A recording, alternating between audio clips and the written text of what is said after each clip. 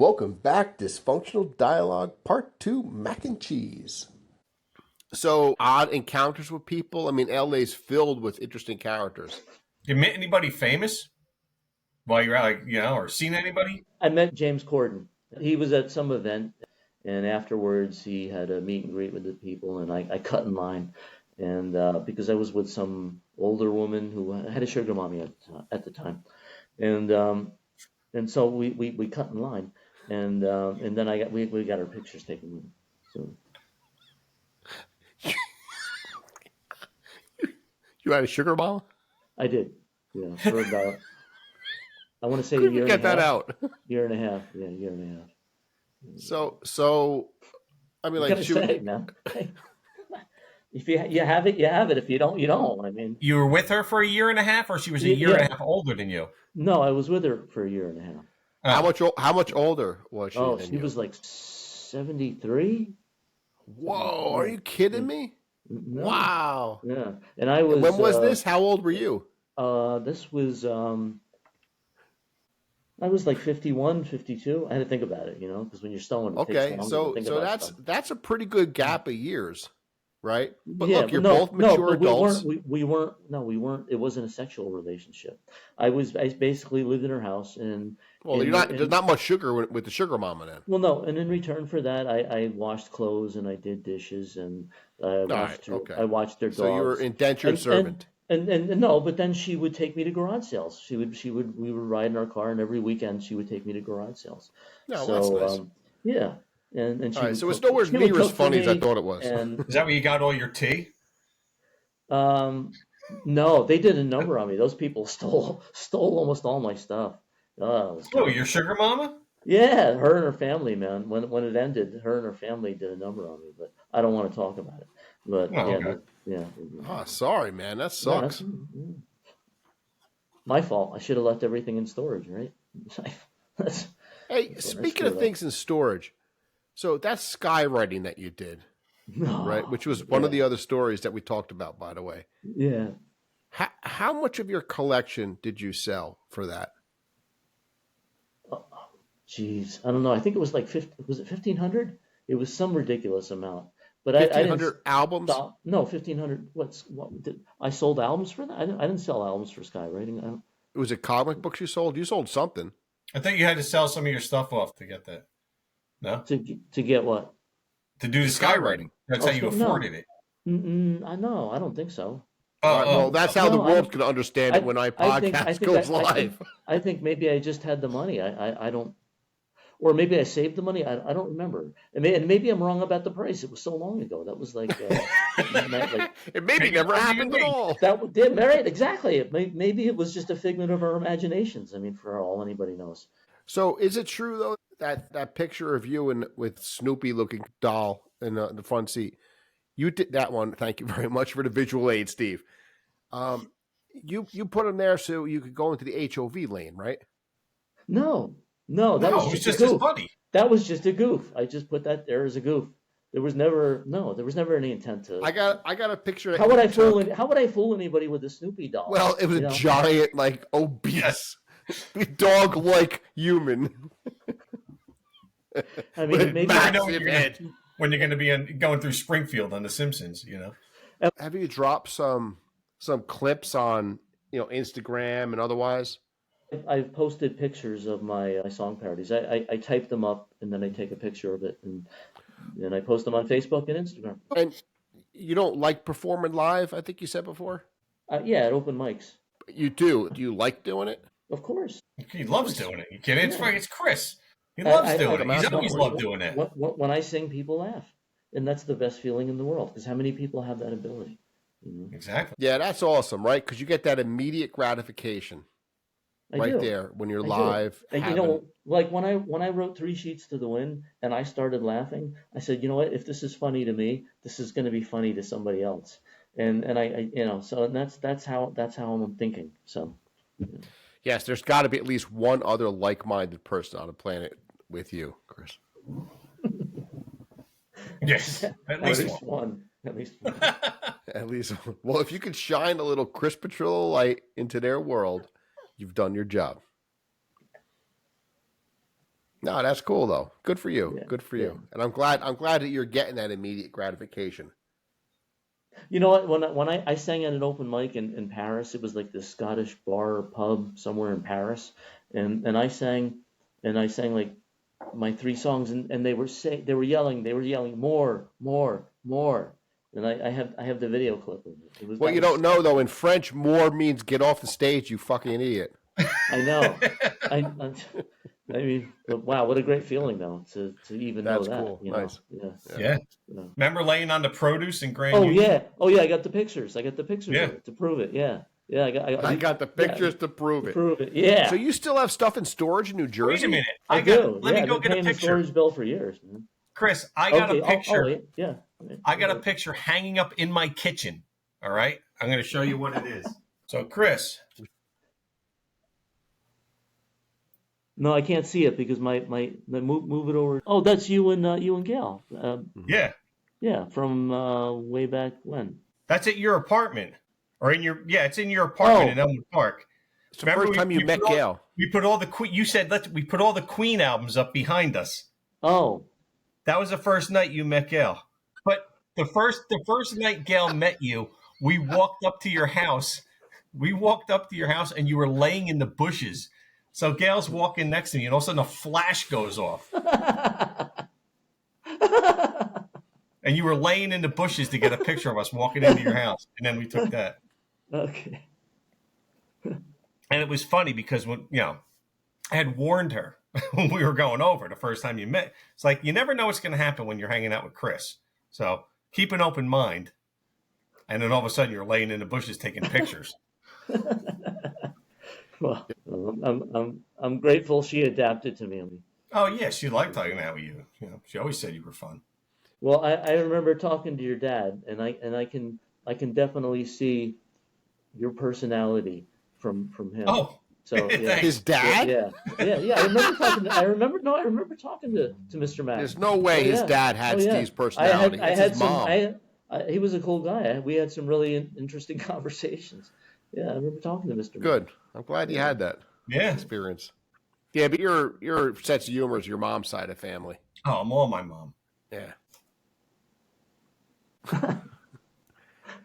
I still have a picture of you, Chris. You took a picture of me with, I think it was your Gumby doll. Oh, right. Yeah. Yes. I still have it. That's a great picture, by the way. Yeah. Do you still have it? Yeah, I still have it. Oh, okay. It's really good to see you again, Chris. And it's really good. Too. Look at this. Right. Re-engaging with someone like Chris Petrillo, for heaven's sakes. Yeah, but you know what? After the stories that Steve told, if this ever happens to get out there for people to see. Don't go to the Inquirer. No, we're on Weekly News. That's Chris right. Petrillo has 3-headed baby. No, we knew. It's going to be these 3 heads. We knew it was coming. That's for sure. That'll be the outfit. I haven't smoked in, was it 10 days? Yeah. What? I haven't smoked weed. In 10 days? Yeah. That's a lot, I guess. Let me ask. That's a little. That's a big break. He smoked like fucking 30 minutes ago. You were here. You watched. Oh no, I meant prior to that. Obviously, I haven't smoked in 10 days. Oh, I forgot about half an hour ago and yesterday. Oh yeah. No. Friday and No. Thursday and Wednesday. It was the. You showered 10 days ago. It was the first time I smoked in 10 days. It was the first time He showered first, and then he smoked. Well, I smoked. I really did. This is the first time I smoked in 10 days. So. Oh. Yeah, I'm cutting back. Probably a good idea. Yeah, I'm still riding the bike everywhere though. Still riding that bike everywhere. Yeah, you're a machine, right? I mean, how many miles a day do you think you ride? I rode one day last year. I don't know if I can still do this, but one day last year I rode 94 miles all together in one day. That's nuts, dude. One day. Yeah.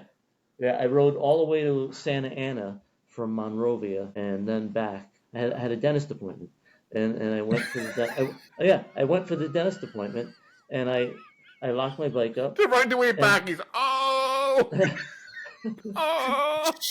It was like the wind hitting his tooth. It was a 3 hour and 40-minute ride to get there, and then I think it was like 3 hours and 25 minutes to get back. Dude, Yeah. you wouldn't even need Novocaine. You ride 3 hours and 40 minutes. You lay in a chair like, Yeah, I would anyway. yeah. I took a break. I had a little break, and then I rode back. Took a little break. Took a little break in the dentist chair. Yeah.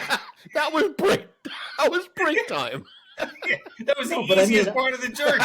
No, I mean, what I meant to say, I was there for about 45 minutes to an hour. So I had that time to kind of, like just regain, get your heart rate down. Exactly. As he's drilling into you. Yeah. I think I just had an exam. I think it was just an exam. Oh, okay. That's a lot of miles. So, but you would always ride your bike. I mean, all the time. So I'd imagine that your heart's got to be pretty damn good despite the marijuana abuse. Yeah, maybe. Maybe. It's not concrete. Yeah. It's an hour and a half to my cardiologist, so your stress test is just getting there. All right. So you're not gonna. Do you plan on performing anytime soon? You said you've been writing. Do you plan on? Yeah, I found an open mic in Pasadena, and I'm gonna hit that one next week. I'm gonna hit that open mic. Are you gonna try to get from open mics to paid performer? Sure, if I can. Oh yeah, that's how you do it. You go to open mics, and then the guy at the door says, "Hey, why don't you come back next week? You know, I got a spot here." Right. And then Chris comes back and kills it. Right? Is that what you want to do? Then he gets a following there, and then Netflix shows up and says, "Hey Chris, how about doing an hour special?" Yeah. And then I'm sitting on my couch laughing my fucking ass off. Well, I definitely make sure I had everything planned. Yeah. That's the whole progression right there, man. It would certainly be a spectacle for sure.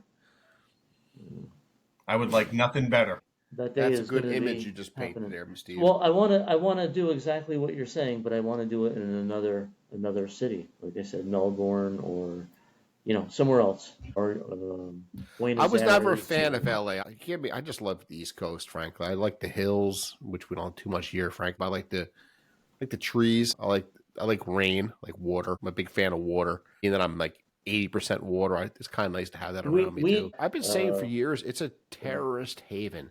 You could just drive down the highways, Chris, and just throw fireworks or matches out the window. Oh or yeah, something like absolutely, and that's what's happening. That's what I think happened. I think when those high winds came up, some crackpot somewhere said, "Hey, let me set a fire. Let me see what would happen.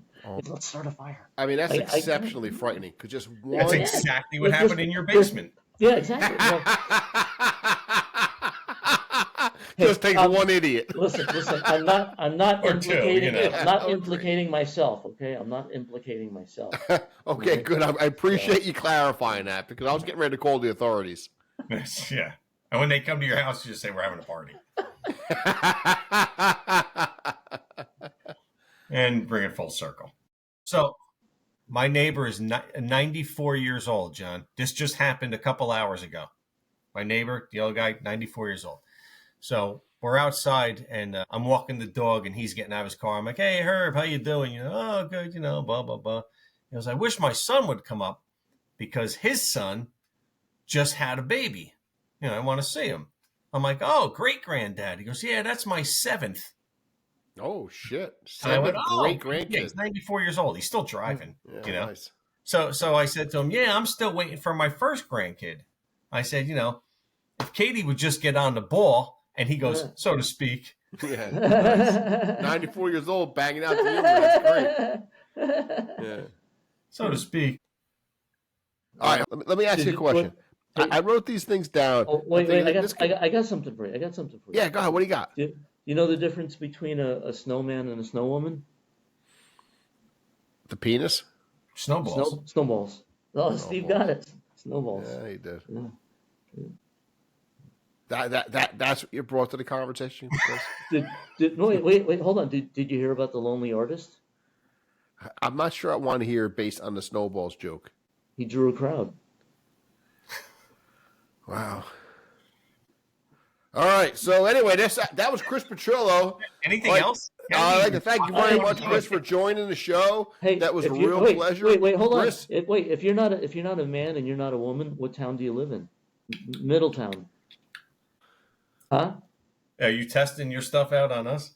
No, that's Oh, just, okay. I hope not, because that should never be repeated. yeah, that's all. You know, if there's ever a spot that's going to be edited, it's going to be that. Wait. Yeah. Hey, Chris. That you find that to be funny for real, Chris? Chris. Yeah, no, Chris. your expression, your Oh, okay, okay, your very reaction, good, okay, your reaction all to right. it is what. Hey, You know, Chris, thanks how for do you- fucking torturing me, dick. Chris, how do you stop a small dog from humping your leg? It's a great joke. I don't know. Pick it up and blow it. Yeah.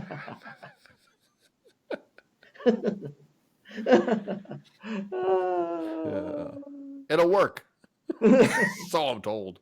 Yeah, well, it does. He told me.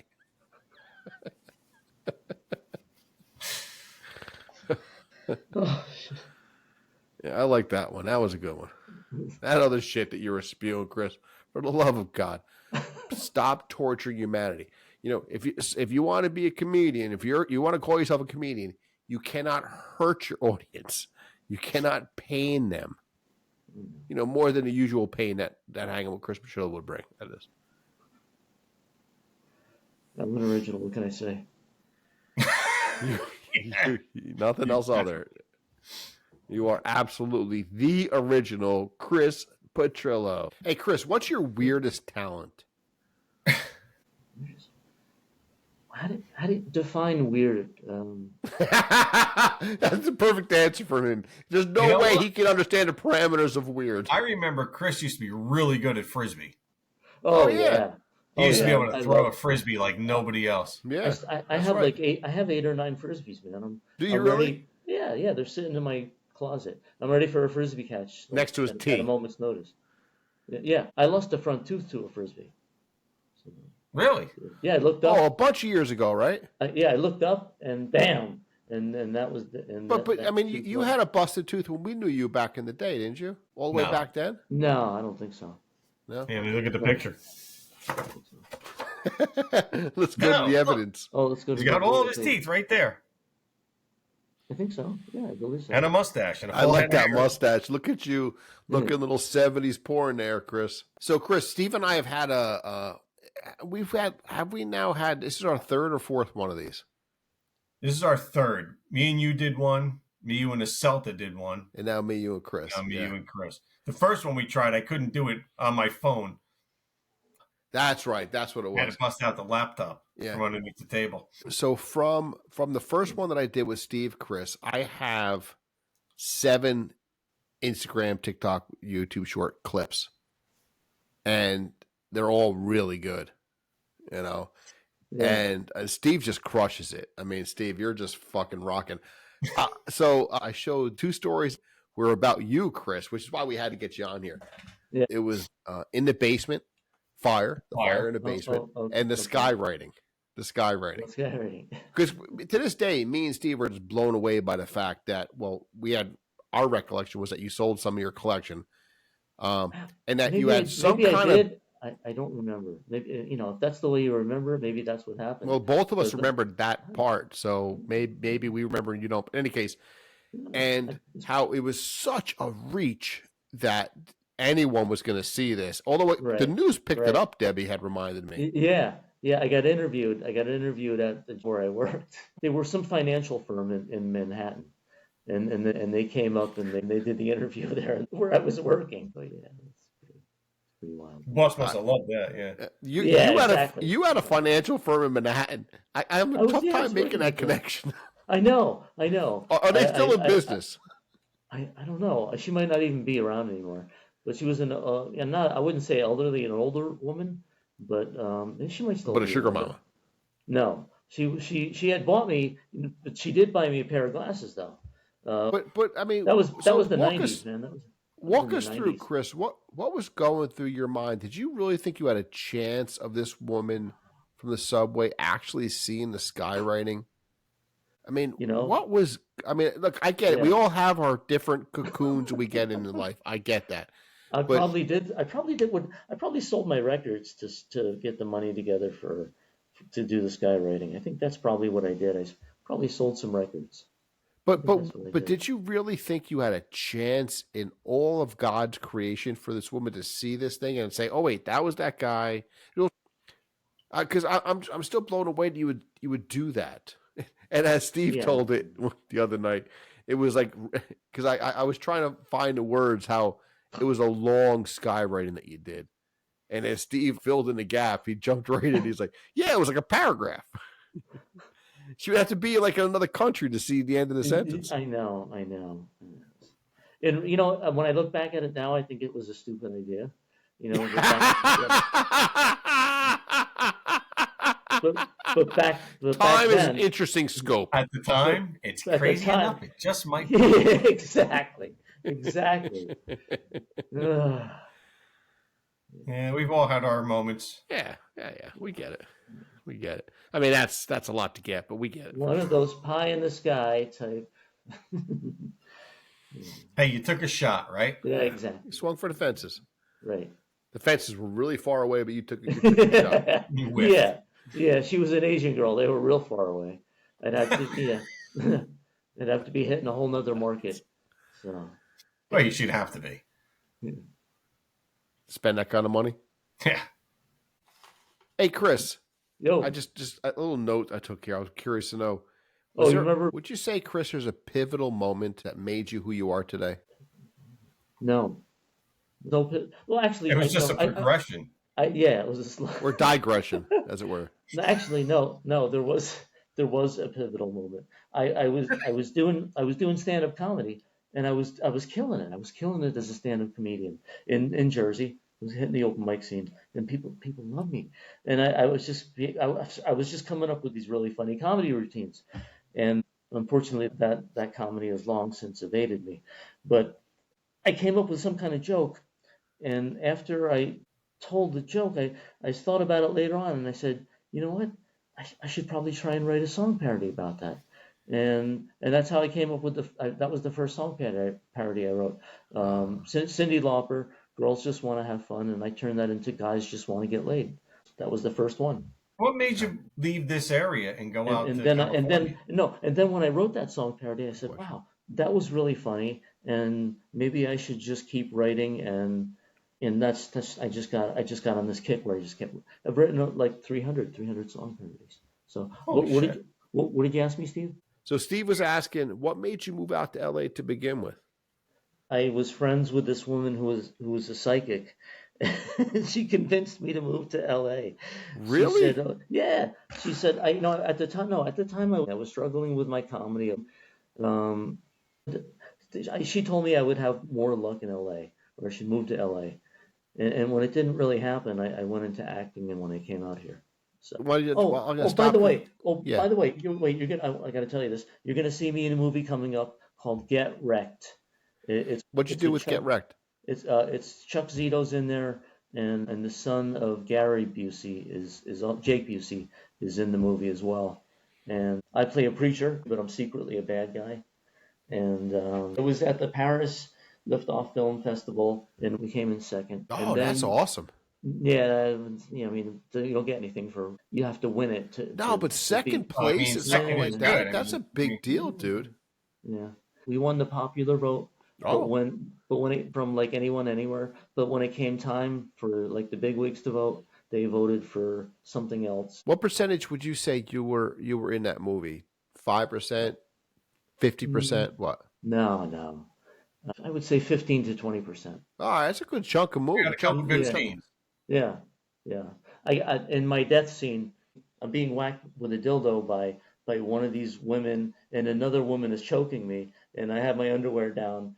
I have my pants down, and I'm in my underwear, and I'm like, arr, and she's choking me with like some kind of sex thing, and I'm like, arr, and they loved it when I acted out the scene. They really, they said I killed it. So that's awesome. Yeah, and I didn't have any kind of knowledge of how to do the scene, or how to pretend how you've never been choked by a dildo before. Exactly. I was saying the same shit. I just basically came up with whatever I came up with, and it worked. And it worked.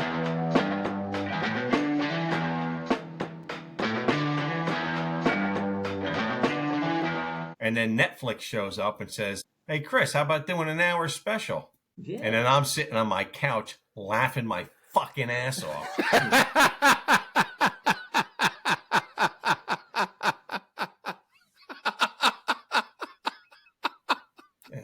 That's the whole progression right there, man. I would like nothing better.